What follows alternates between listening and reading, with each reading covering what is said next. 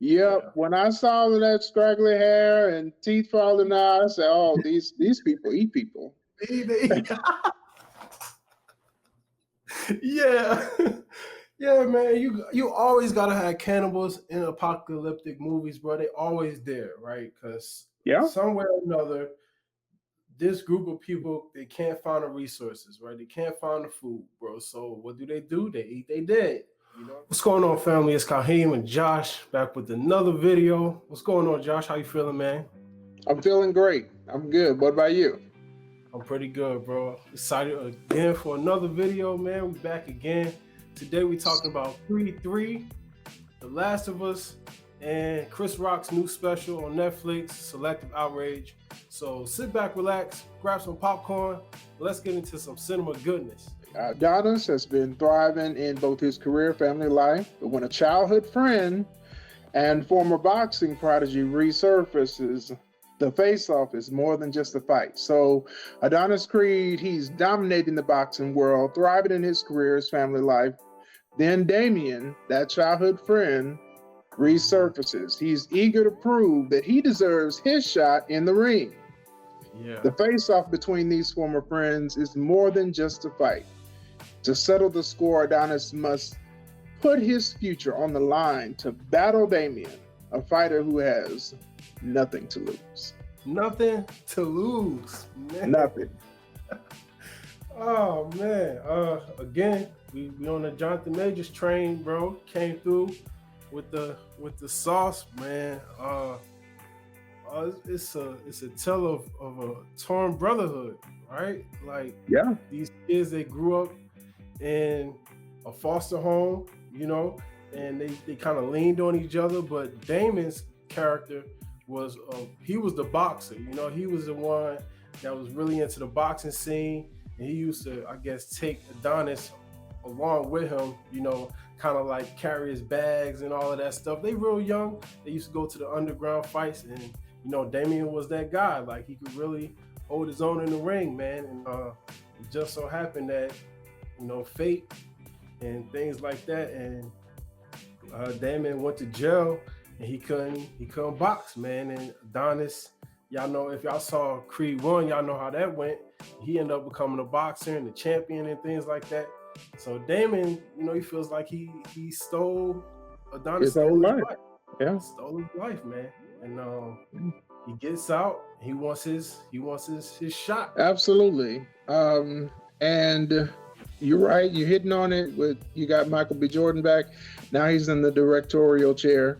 You have Jonathan Majors, this is Jonathan Majors' season, apparently, early 2023, late 2022.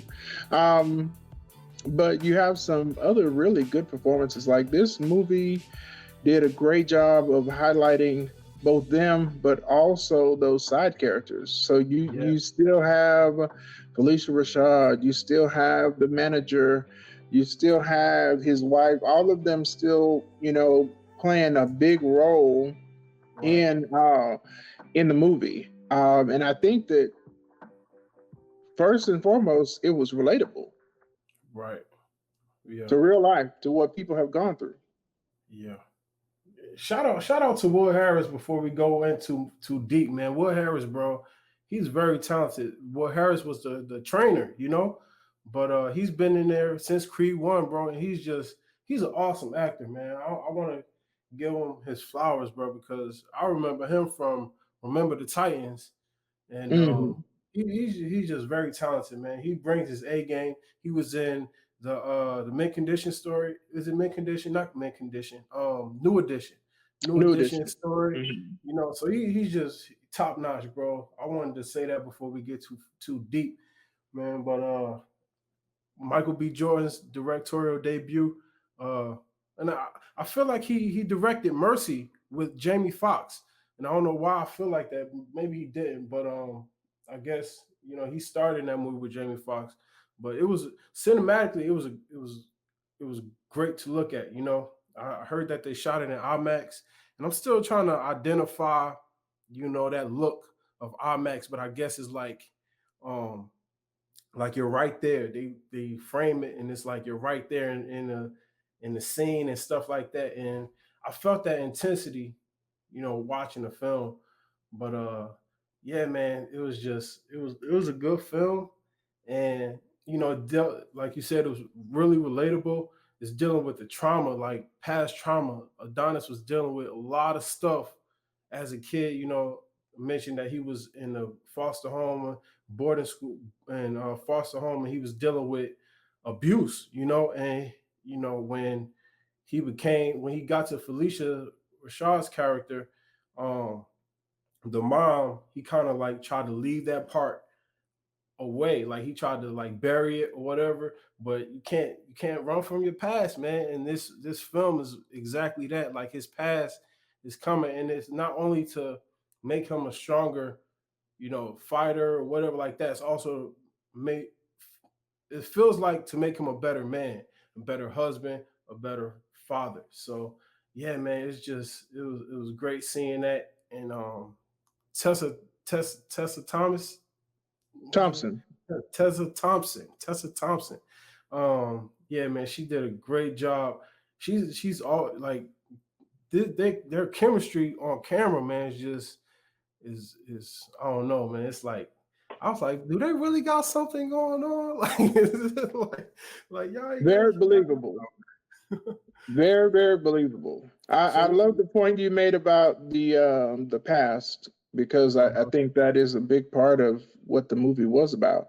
But it was about not letting your past hold you back. It's about taking what has happened in your past and allowing it to strengthen you, learning from it, and then not allowing it to bring you down in those areas where you had struggles, where you had trauma. Because I mean, and that's, I think, why it is so relatable, because, we all have dealt with trauma. So you can either marinate in it and stay there, or you can use it to build yourself up stronger. And I think that's a great message in the movie. Yeah, I agree, man. It just gives you a different perspective. It's like you're able to look internally, is like really see yourself, and like, man, like some stuff I'll be running from, man. I mean, I should be facing this type of stuff, bro. Or it's gonna come back to bite me. It's gonna ruin the relationships that I got with people that mean most to me, man. It was just aside from it being a boxing sports film, it was just really not only relatable, but like you could kind of feel that they made a point to have these type of barriers for Adonis to overcome.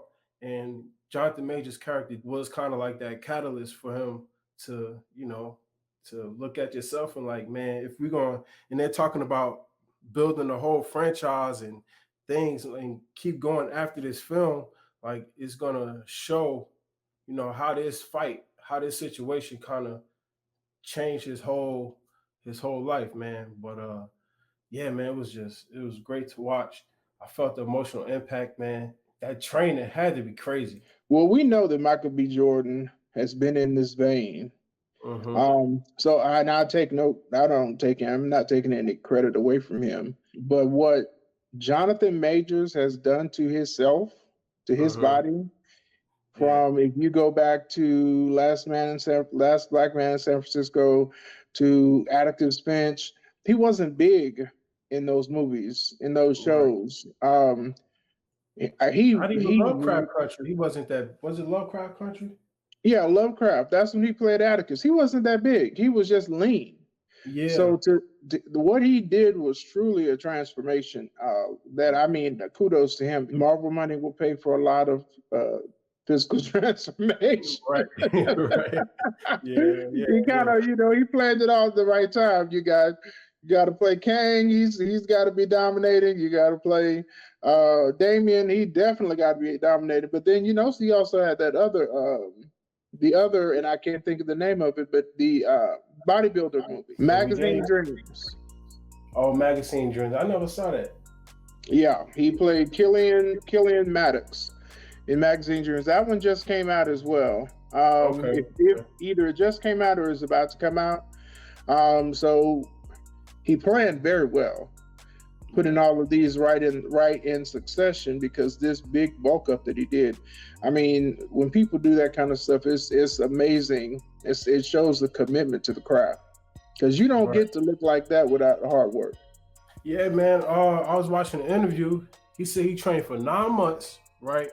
2 or 3 times a day, bro.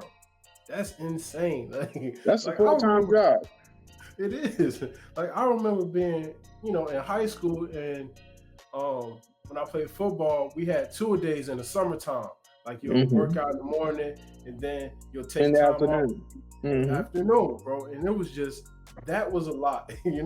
So not to mention, my man got a job where he has to act, he has to do research for these films, and then you got to try to fill all of that stuff in and try to find time to work out, bro. It was just like, man, it just like you said, his dedication just showed how committed he was to the film, man. It was dope. And let me just say this: he was committed to the physical transformation, but this young man, when it comes to conveying without saying a word, Yeah, he knows how to send a message. I mean, his acting is top notch. The way he is acting in the quiet moments, it's very, very powerful. You can tell the work that he's putting into it. So it's much appreciated, and it's refreshing, because a lot of actors, as much as we like them, they kind of get into like a rut of what they do. This right. man really becomes a chameleon from each role in trying to convey, which everything about them, from the Yeah, littlest thing to the biggest thing. right. Yeah, man. Exactly. Especially like that scene where he was at Adonis's house. He invited him over. Had dinner or whatever, and Adonis has that case with his, the belts and stuff like that. And he's just sitting there watching this, like looking at all of the stuff that he has, and he's like, "Yeah, I'm proud of you, but like I feel I want my shot, bro." Like, and just that type of intimate, that connection that they both had, it's just real authentic, man. It didn't seem forced at all, bro. It's just like I believe these two characters, bro, and I know they had time to build up that chemistry, man. But when you're watching it on screen, it's like, bro, I just saw Kang. I just saw him as Kang, and they're totally different. Like it's just, oh man, he nailed it, bro.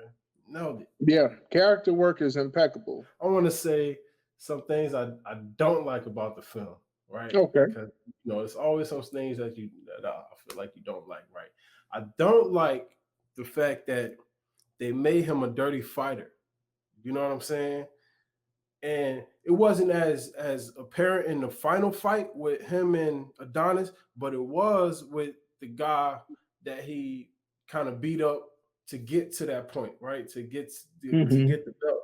And I'm like, bro, we already know he's a cold fighter. Like you already established that he knows what he's doing. He know how to fight. Even though he's been out of the game for a while, he didn't have to be a dirty fighter. You know what I'm saying? Granted, he was in jail for 18 years, so he probably picked up those habits.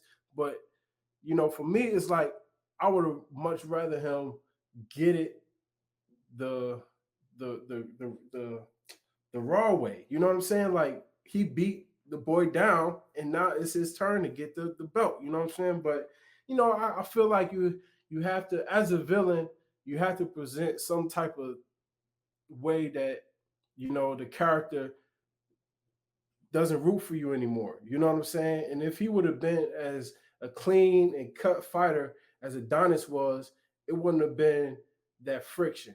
So I get it, but as me watching it, and I'm like, man, I see these two black men and they're going at it, bro, and they're cold with it. I just rather him be just a straight up just beast fighter. And it was just like that just for that split second I'm watching, I'm like, man, he didn't have to do that, bro. He hit him with the elbow, hit him in the arm. I'm just like, man, just beat him up, So it was just that type of thing. And and then that final fight, it went by so fast. You know what I'm saying? Too It was like fast. it was a blur, and I'm just like, you had either like 1 or 2 rounds in the beginning, and then they went into this isolation thing, which was great. Cinematically, it was just like, man. And then they had like the cage, and then that was round 3. That was round 3.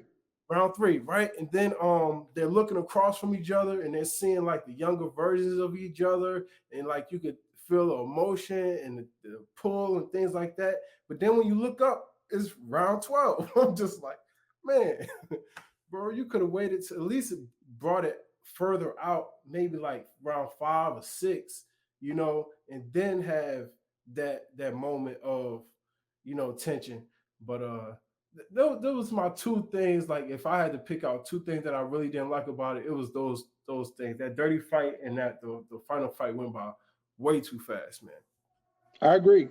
I think that the emphasis that they put on the camera work and the symbolism of everything you're seeing in round 3, I think they didn't want to lose the impact of that. So between round 3 and the end of the fight, it's you're like, whoa, what happened? Maybe if I were to tweak it, I would maybe have put that in round 6.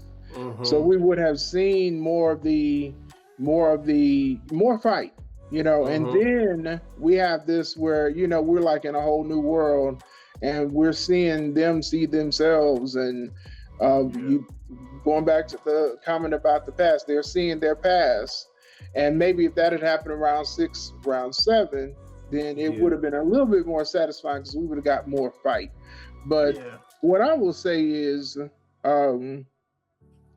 I think that Michael B. Jordan, director, was trying to balance the drama. I think he was trying to make a better fight movie. Okay. And the reason I say that is because you see some things that you don't see in typical fight movies in this movie. So you absolutely see the standard fight things. I think from the beginning, from second one, we knew that Adonis Creed was going to win. I mean, I don't think that was ever in doubt, but we just needed to see how we got there. Yeah. But how we got there, I think, is where he flexed his directorial muscles in really giving us a good movie as well as a good fight movie.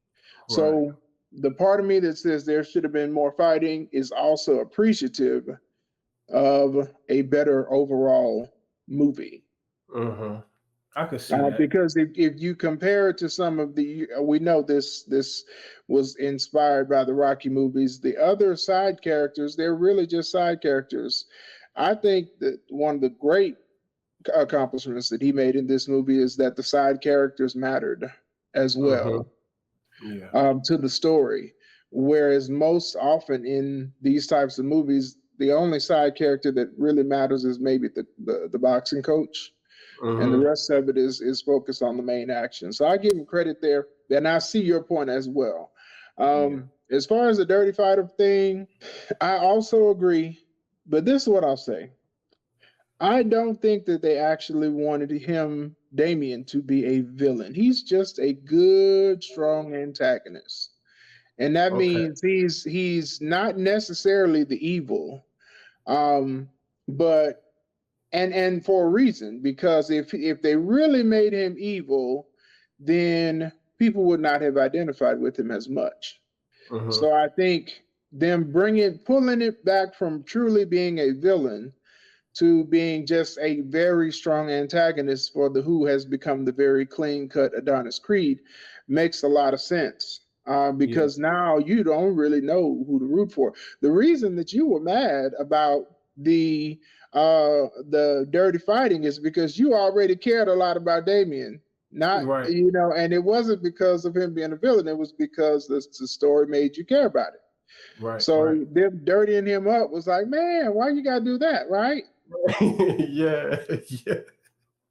Yeah, man. It was just that thing, man. I was just like, we rooting for everybody black anyway, so it don't matter. Man.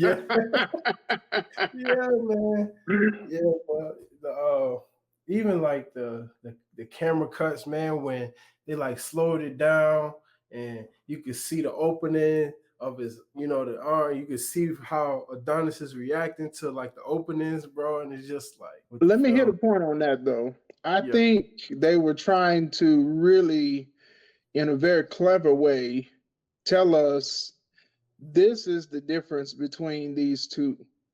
Yeah. Because Adonis, he's at the point where he's working on the expertise of boxing, whereas Damian is like pure brute force and emotion, just being unleashed without all of the technique. And the question is, which is going to win? It's like, Mayweather versus Pacquiao, right? So, I think those decisions were really important because they spoke to us as the audience. You're seeing the difference between these two guys, and then it makes sense why the technician won in the end. Right. And they was boxing or whatever, and Adonis was like, "Yo, you thought this was gonna be easy?" I was like, "Yes, yeah, let's go." But yeah, man, it was man. They did a great job, man. Great job. Yeah. What's your rating? My rating, man. I'll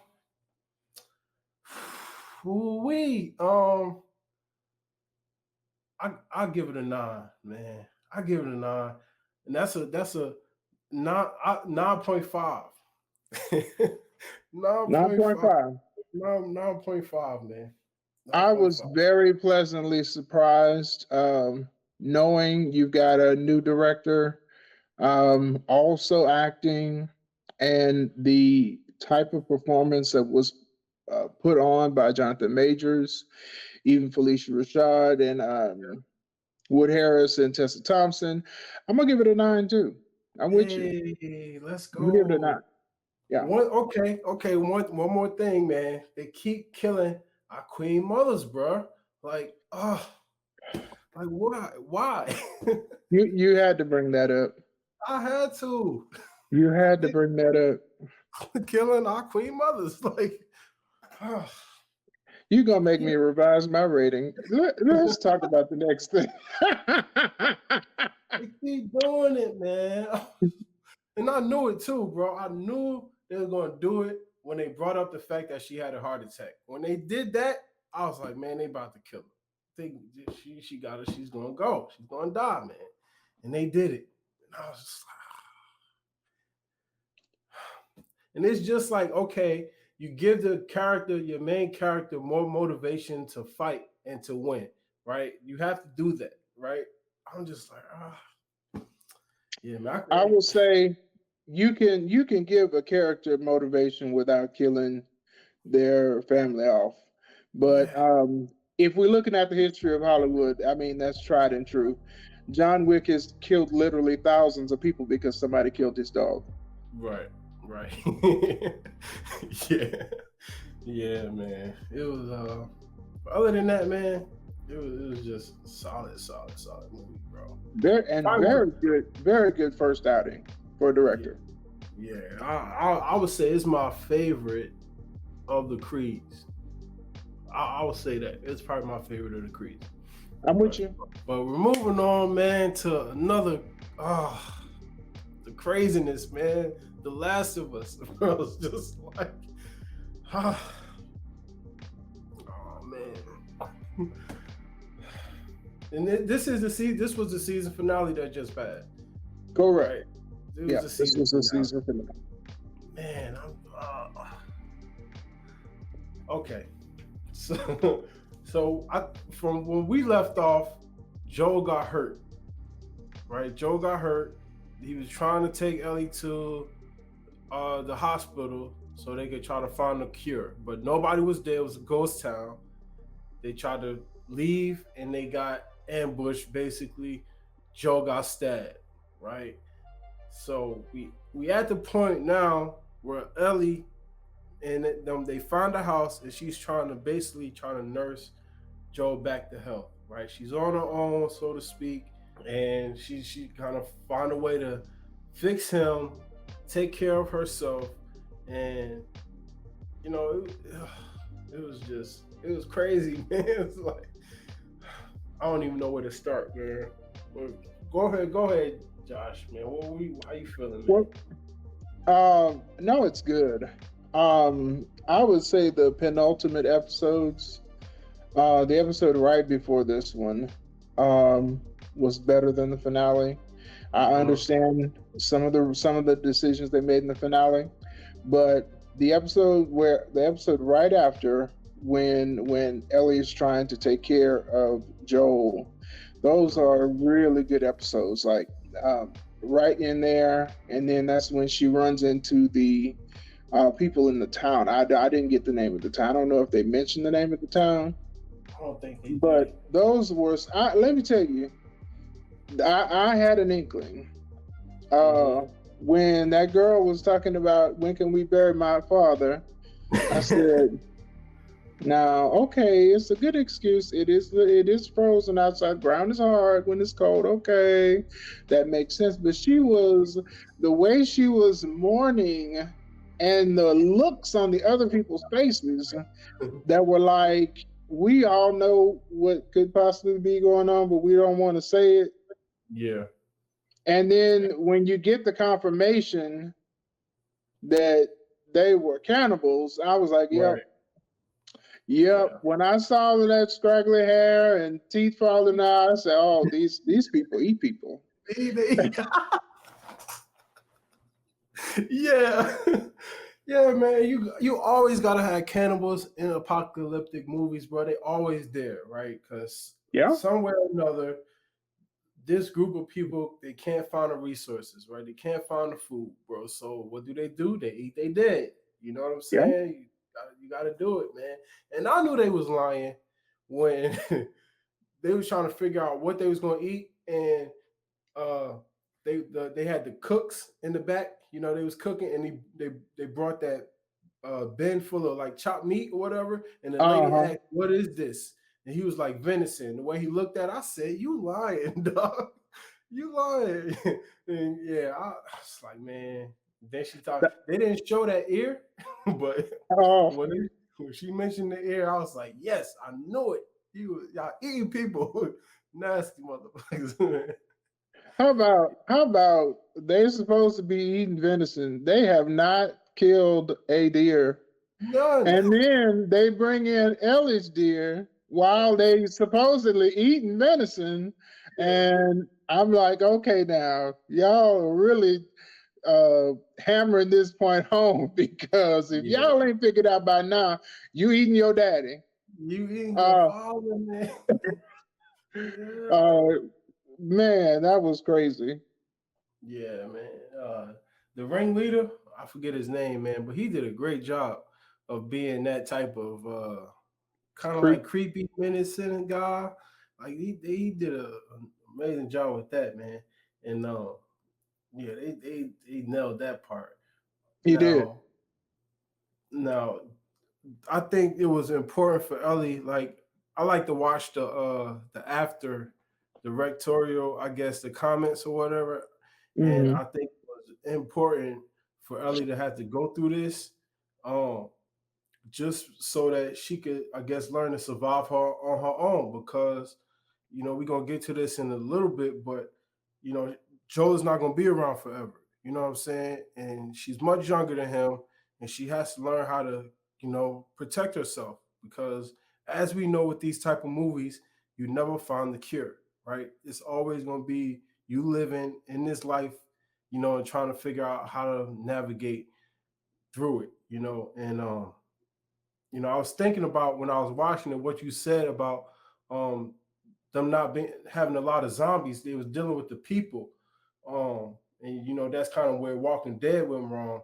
And I was like, man, they didn't put any zombies in the last 2 episodes that I remember like seeing. They wasn't really there. But I think it was really important for the characters. Like, they didn't just throw this story in there. I think it was really important for them to go through that. Yeah, the only zombie, because you're right. In the last episode, they didn't even have one. In the I'm sorry, the episode before the last episode. The last episode, you have the one that's attacking as Ellie's being born, and the mother fends against that one, and that introduces us to how Ellie came to be, and essentially tells us how she got her immunity as well. Right. Because of the umbilical cord fluid and the mother, getting her disconnected so she didn't get infected. Now the mom did lie and say that she got bit after she had the baby, which is not true. Because she thought they were going to kill the baby. But it ends up creating this immunity. Now we don't know if because I have not played the video game, we don't know if the immunity is unique yet. It would seem to me that circumstance, there would be very few survivors, simply because how do you make a baby stay quiet when you got zombies that run after sound? So not many babies would be surviving the zombie apocalypse anyway, or pregnant mothers, because you can't run too fast when you heavy with the child. So I get all of that. We don't know yet whether there will be any, but we know that Joel is willing to lie and say that there's plenty. Right. He's willing to lie, man. So, all right, man. I don't know what it is about, because even now I find myself doing this, like kind of curving the truth to my kids, because I feel like they can't handle it, right? They're too young, they won't understand. But she asked Joe, bro, promise me that what you're telling me is true, because you find out that in order for them to find this cure or develop this cure, Ellie essentially got to die, right? They got to take apart her brain or whatever and get whatever is in her brain and, mass produce it or whatever. And then Joel was like, nah, bro, I gotta, y'all asked me to take this girl under my wing and take care of her and care for her and get her to a place where she's going to be safe. And now you talking about you going to kill her? Like, nah, bro, we've been through too much for that. And, Joe has that parental decision to make. Like, he already lost his daughter. He lost his girl, Tess, lost Bill and Frank. We talked about that. And now you trying to take Ellie from me, bro? It's like, nah. Yeah. It's not gonna. And especially after, you can tell his whole affect changed after she saved him. When he was sick, she got him the penicillin he needed. So she saved his life. After they came back and they were gone, in the beginning of the finale episode, you could tell his whole demeanor towards her had changed. He was literally like, all of them barriers that he had, they were broken down. And that was his daughter again. It may not be his, cute mixed black daughter that he had in the first episode, but that's the only daughter he had. He loved her, cared about her, and was nothing going to harm her if he could do anything about it. Yeah, man. I like the way they crafted that ending, man. It was just like, I can't wait for the next season, man. It's just because, like, man, how is this lie gonna affect their whole relationship, man? It's just because I'm sure she's gonna find out that he lied to her, right? But will she understand why he did it? You know what I'm saying? Will she be okay with that? Because at first, when they're leading up to that whole thing, he's like, okay, we don't have to do this. We don't have to go through this. Man, we could just turn back around, go to Tommy, and just basically live. And she was like, nah, we got to go through with it. We started down this path. We got to see where it goes. We got to go to the end. And then he was reluctant to do it. And then come to find out that they was trying to kill her too. It was like, man, I knew I was right. And then he lit them all up, bro. He did the whole thing, bro. The Mandalorian thing. We just go ham on everybody. And man, it was all the way down to Marlene. She didn't even. And I was waiting on Marlene to come back, and she didn't make it. Well, one thing I will say is this: and I wanted to pose this question to you, and I feel like this is Joel's biggest mistake, if he made a mistake. He didn't give her a choice. So if she had had the choice, because Marlene and I believe Joel are under the impression that if she had been given the choice, she would have sacrificed herself. What do you think? I kind of feel like she would have too. I kind of feel like she would have went through with it. Well, part of me feels like she wouldn't because she's just a survivor. You know what I'm saying? She's a fighter. She wants to survive, you know. But I feel like on the other side of that, I feel like she felt like this was her purpose. This is why she was born, to be the cure. You know, she felt like that, and she wanted to kind of live that out. So I feel it's hard, man. It's hard to really actually say for sure, but I'm 75% sure that she would have did it. Like, you know, and just because of the whole thing, like she's feel like she's the only one with the cure. She's the only one immune. Like that's it. Like she wants to be the one to save the day, and you know, I feel like she would have did it, man. What about you? I don't know. There are times when most definitely her wanting to survive, I could see she would say no, we got to find another way because of, just the natural human nature to want to survive. At the same time, I think that the guy in the town, he got this close to raping her. Like she just barely survived it. And it took stabbing him to death and burning a building down to do it.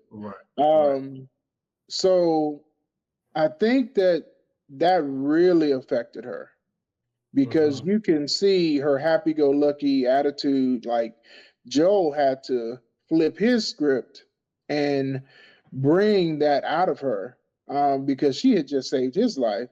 And now she's all down because of what she just went through. So, I think maybe that incident may have been a contributing factor to make her be willing to go ahead and say, yes, if I can sacrifice myself to put the world, put the world back together again, then that's where I would say she would have done it. She definitely would have sacrificed herself. So, it's one of those things. I'm not sure. It all depends, but that's why I say that's the error that he made. He didn't give her a choice. That will be the issue that she's gonna have. Yeah. You didn't give me a choice. Right. If anything, it's gonna be that. Yeah. That's heavy though. It was heavy way to end the season, man. I'm just like, bro. It's always funny for me watching, like as a writer, I'm watching this stuff and I'm just like, bro, how can you make that transition between 1 and 2 and make season 2 better than season 1? You know, when you put so much in there, you know what I'm saying? It's like, it's all of this stuff, going on, and you still got to go deal with Tommy and what he's doing and whoever's out there. I don't know if he killed everybody from the Fireflies with Marlene and stuff. It's just like, and once they find out what happened, they're going to come for him. It's just like, it's all of this stuff, this open-ended stuff. And it got me kind of excited and a little nervous for Joel, man, because I don't know how far he gonna make it, But yeah, it was fire, man. It's just, I wish I would have seen some more zombies though, man. I'm watching it for the zombies, and I kind of wanted some more of that at the end. Like, even if Marlene and them would have fought zombies before they found what's her name, Ellie and her mom. It's just like I needed a little bit more, bro. It was just like too much emotion and not enough action in them last two episodes. Yeah. I 100% agree. I just knew. I turned out to be wrong, but I just knew. I'm like, they're about to walk through an old military encampment where there used to be a lot of people. There's got to be some zombies around here, and not nary one. So that would be my ding on the last two. I don't want to see the zombies be used as a plot device. I really want them to be a character in the story that you can't forget about. As much as the people, because thinking people are just as dangerous. Don't take down the danger of the zombies. And I feel like that's a mistake that a lot of zombie movies make. So I'm hoping that when they come to this next season, I like to make a prediction every video. When they get back to that, when they get back to the brothers' town, that town is going to be shambles. It's going to be full of zombies. I believe it. We'll see. That's interesting, man, because you thinking that they're going through all of this stuff, outside of the camp or whatever. When they get back, Joe thinks everything is okay. With Ellie, he done saved her life or whatever. Him and Ellie are gonna go back with the brother, and they just gonna be able to live or whatever. It's not, it's not gonna be that easy.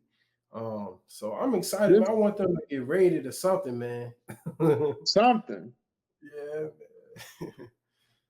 So Josh, what would you give this season, man? I think it's been really good. I'm gonna give it an 8.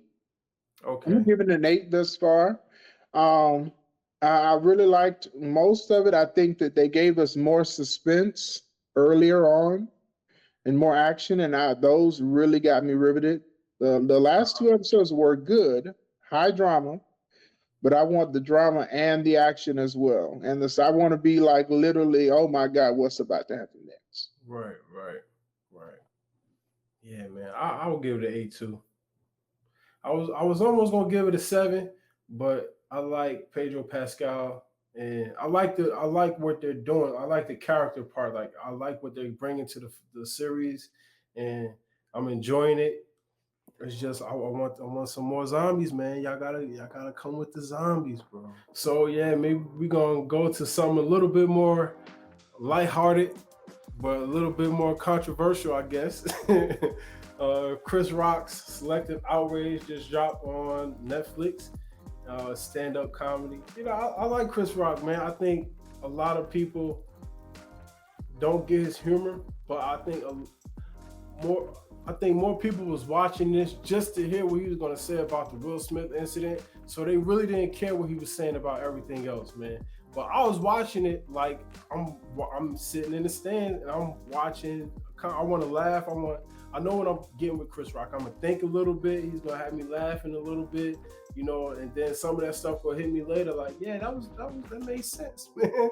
I like the title, Selective Outrage, man, because we deal with that a lot. We deal with the whole favoritism thing. There's a favoritism thing in society where people have their favorites, and their favorites can't do no wrong. And if somebody else makes the same statement, like he said, it's a problem. But this other person, they could say and do whatever they want, and it's just he didn't mean it like that. Aside from the Will Smith incident, he really was just up there to vent his frustration with society and how we view certain things, man. And I feel like he's somebody that keeps it real, but sometimes you don't like what he says. You don't like what he has to say sometimes, but you think about it, it's like, yeah, it makes a lot of sense. How did you feel about it, Josh? How did I feel about it? I like the idea of selective outrage because it speaks to where we are right now in our country, because people are doing the same thing on both sides, and folks are acting like they don't see that everyone is doing the same thing, and they get mad at one side for doing it and then not getting mad at the other side for doing it. And then the flip-flop of that is still true on both sides. Right. So I'm 100% with him on that. I would say the funniest part of it for me was when he was talking about dating women either younger than him or his age. That was the funniest. That was the funniest part of the special for me. I love the setup that he did throughout the special, where he kept saying, "I don't need another rapper mad at me." Yeah.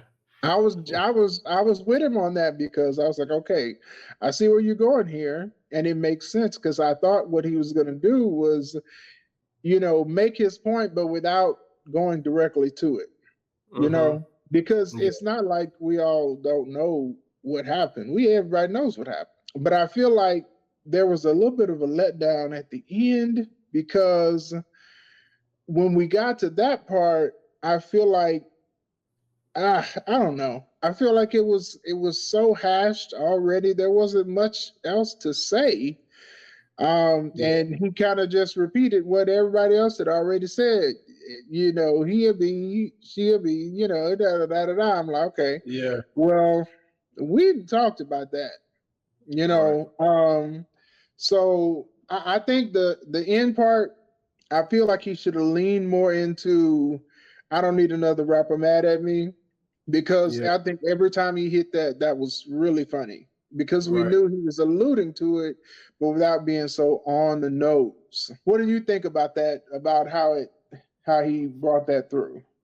Oh, I feel like okay, it was that that ending bit, whatever. It was just his opportunity to speak his piece. Like a lot of people was leading up to that. Like when people was going to his shows, they was waiting for him to say something about it, and I feel like now he's on a Netflix stage. A lot of people gonna be watching it.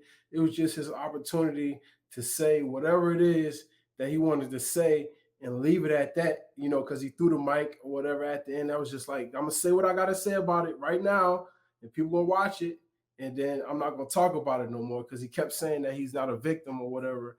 So I think it was his opportunity to vent one, and it's like I heard this one time. Maybe my wife told me this, or I'm somebody else. I can't remember. When you hurt a person, right? You can't dictate to them how they should react to you hurting them. You know what I'm saying? Like if I hurt you, I can't tell you how to react to that. You know what I'm How to saying? feel However about you it? react to it, that's your right. You know what I'm saying? So I think a lot of people was mad at him for saying what he said, but at the same time, he was the person that was on the receiving end of this embarrassment. You know what I'm saying? This action. You know what I'm saying? So it's like it's hard to say because I'm not in his shoes, so I can't tell him how to handle that. I'm watching this like, okay, he's just letting it rip at this point, bro. Like he kept calling him a bitch. You know what I'm saying? He was like, the backstory is, I was rooting for this guy since since he came up. We've been knowing each other, and he hit me. A person he can't beat. All of these things felt like he was talking to his therapist rather than giving a comedy act. You know what I'm saying? It's just like he's kind of like throwing up all of this stuff like that's been on his heart to say, and now that he has the opportunity to say it, I'm gonna give it to y'all. I'm gonna give it to y'all raw. I'm gonna stutter. It's just raw emotion. And after this, I'm not talking about it no more. So that part, I kind of get. Like I feel like he had a lot of funny moments, like when he was talking about his kids, um, like how kids are the rudest people on the face of the earth. Like they just say what. Like I thought that was funny. What he said about his daughter getting in trouble in school, and he went to the dean and told him to kick his daughter out. I thought that was great because it seemed like he's in touch with who he is and what his lifestyle can do to his children if he's not careful. You know what I'm saying? So going back to the beginning, I think a lot of people was waiting for him to get to that Will Smith part, and I think that's why he left it towards the end so people could kind of get all the other stuff. But I just at that point it's just like, all right, I'm gonna say this and I'm done. It was a lot of people that talking about Netflix cut out some stuff and like cut out the bit or whatever, and they really didn't do that because I saw the bit originally on Facebook before I watched the special, and they just cut off a part where he was just talking about they had that whole situation where Jada was mad because Will Smith didn't get nominated for concussion. You know, he didn't get nominated for concussion that year. So she Mm-hmm. felt like Chris Rock should, you know, not host the Oscars that year. You know, he kind of stumbled over his words and he accidentally said emancipation, but he said concussion. I mean, he meant to say concussion, but he said emancipation. So when you watch the special, they don't show that part and they just edited that hiccup out. So it wasn't really too much in there that they cut out. It was just really just raw. Mm-hmm. It was live, and I thought he did a solid job of staying on point, but also getting his frustration out. It could have been stronger. I do feel like leading up to that, what you said about, you know, he kept alluding to the fact that he don't want another rapper to be mad at him. You know, I thought that was better than the actual bit itself. But once he got there, I was just like, oh, he just venting at this point. Like he just getting it all out and you know, letting it be that. But yeah, man, I like Chris Rock, man. I feel like for some reason a lot of people don't like him.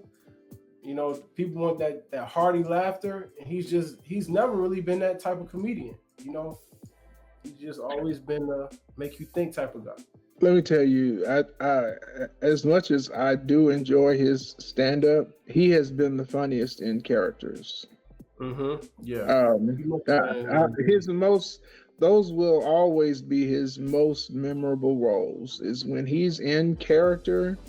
It's a thing of beauty. Talking about you won't belly laughing, make you cry, and double over.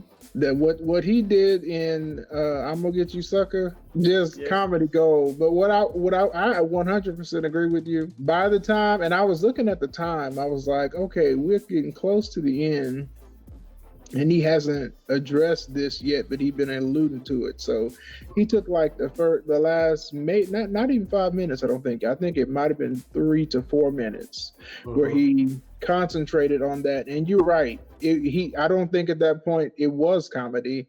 It was his therapy because he didn't have a choice in getting slapped on national TV, international TV. So this was his opportunity to respond. And he, you know, I think that he would be right to not talk about it again because when it happened, we talked about it ad nauseum.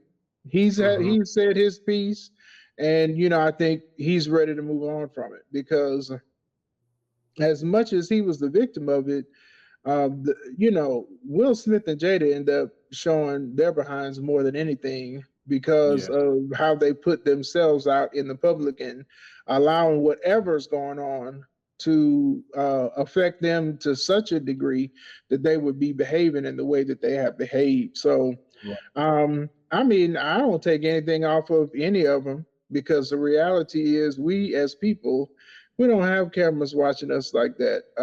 And we all have had those bad moments where it's like, dang, I cannot believe I did that, but I did. So it's a reminder that celebrities are real people. Right. And they deal with shame, they deal with embarrassment, they deal with faults, they deal with everything that everybody else trauma, everything that everybody else deal with, man. It's just they're out in front of everybody, and it's all for the world to see, man. But in front of TMZ's cameras, right? I think he did a good. Like I don't feel like his special was solely concentrated on that. He had a lot of material in there that if you watch it for what it was, I think you could kind of appreciate kind of like the tidbits and the lessons and some of the stuff that he was saying. And yeah, I thought it was solid, man. He definitely go ahead. Well, I'm just saying he's not my favorite stand-up comedian, but I do appreciate what he brings to the stage as a comedian because it's just a different perspective. You know what I'm saying? You know, he's been doing it for so long. He's a legend, man. So. Oh yeah, and he definitely weaved that thread of the selective outrage and you know, this uber victimhood that people try to claim on all sides nowadays. So I think that part, if he had leaned a little harder into that, it would have been even better. Yeah. Because I think that there's a lot of material there that even he didn't even tap into that he could have. But hopefully we'll see more of that. What was the Yeah. funniest part of it to you? What was your biggest laugh? The funniest part, man. I would say what you what you were saying about like his relationship with women. I'll just leave it at that. His relationship, when he was talking about his relationship with women, him being divorced and now he's single, that part was just, I think it was the funniest for me because as a man, you kind of relate to that. You know what I'm saying? Like everything you do is kind of centered around women. You know what I mean? You Hmm. want one, you're trying to deal with one and things like that. So that was the most relatable part and the funniest part for me. And I was laughing real hard when he told that dean to kick his daughter out of school, bro. I was just like, that's terrible, man. And he said they didn't find out, they won't find out. She didn't know until this, I guess this special came out that he did that. I was like, Yeah. man, that's terrible. But No, the funny thing is, essentially, he was saying, I need you to help teach my daughter a lesson that I have been unwilling to teach her because I right, wanted her to have everything. And now she's spoiled rotten. right. Yeah. Yeah, man. He had a lot of good points, man. A lot of good material in there. Like I said, I feel like it could have been stronger, but of course, like everything's not going to be perfect. But I think he did a good job of balancing what happened to him, but still giving a good performance. And yeah, man, I'll give it. I'll go first. I'll give it a as a comedy go. I'll give it a 7. You try to make me be the bad guy, Kahim. No, See? no, no, no. No, no, no, no, no, no. I will say that as far as comedy, I think I'll agree with you. You gave it a 7, right? Yeah, 7 as a comedy. I'm right in the 6.5 to 7. I'm right there. I'm right there. I feel like he could have leaned more into some things, but um, yeah, 6.5, 7. One thing we can go back to, this wasn't on topic, but I guess we could talk about it because the Oscars just popped up. It just ended or whatever. Queen Mother Angela Bassett, man, she didn't get that nomination that everybody was looking for Best Supporting Actress for a film. Man, they gave it to Jamie Lee Curtis, um, who's an icon, right? We're not taking anything away from Jamie Lee Curtis. I just felt like, as we do, when Oscar time comes around, it's kind of biased. It's kind of biased, man. I didn't see everything, what everywhere all at once. I think that's what it's called. I didn't see that, but to my knowledge, Me neither. she didn't have a big role in that movie enough for her to win an Oscar. Some people feel like it was more so because of what she did as the scream queen. You know what I'm saying? With Halloween and things like that. But for me, on this year, the type of work that Angela Bassett did with Wakanda Forever, she was in character. She's dealing with a loss 2 times. You know what I'm saying? The emotion that she had. She had an accent. That's not her native accent. Still delivered and things like that. And she didn't walk away with the Oscar, man. And I was just like, oh man, bro, what more do you have to do, bro, for you to win? And I was just like, man, she was you could. There's been memes going on all over social media about her disappointment. Uh, Courtney B. Vance, I think that's her husband, solid actor. He was disappointed.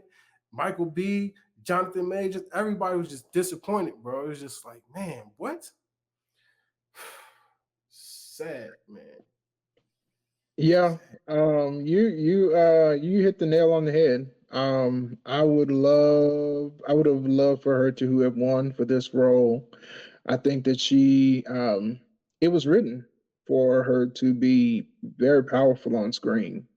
Yeah. Um, but taking it from the bright side of things, all that simply means is that there's another role coming, Because I just don't think that someone who is as strong an actress as Angela Bassett is that she won't get another opportunity. She just needs to, select that opportunity when it comes, and I hope that it comes soon. Hate that it didn't happen this time. And like you, I haven't seen Everything Everywhere All at Once either. I'll have to see that one. So I can have a good frame of reference, but I definitely feel like this was her opportunity. She's had so many great roles. Um, I was actually talking to somebody about this. So, Do you go back? She's had some really powerful roles. So I mean, I feel like if she keeps plugging at it, she's going to get that Oscar. I hate that Woman King didn't get much recognition either. In fact, almost none in the awards. And I thought that was a very powerful role. But we know the Academy is very, very, very, very, very, very, very, very, very biased towards certain types of films, and that's always been the case.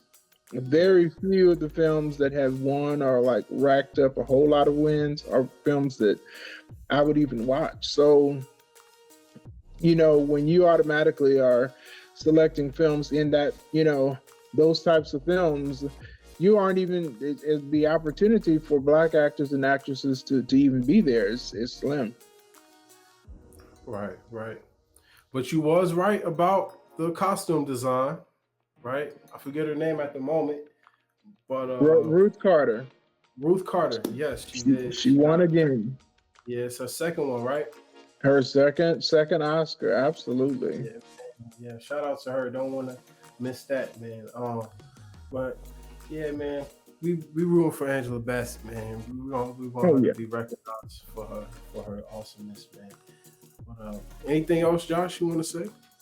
I'm good, man. I enjoyed this conversation, and I encourage y'all that are watching, please get in the comment section. Tell us what you want us to review next. We try to hit 2 or 3 things each video. So, let us know, because we want to, bring you more content. Yes, sir, man. Let us know what y'all watching, man. You have a light that is out of this world. Let it shine and be the richness that this world deserves. Much love, family. Being rich.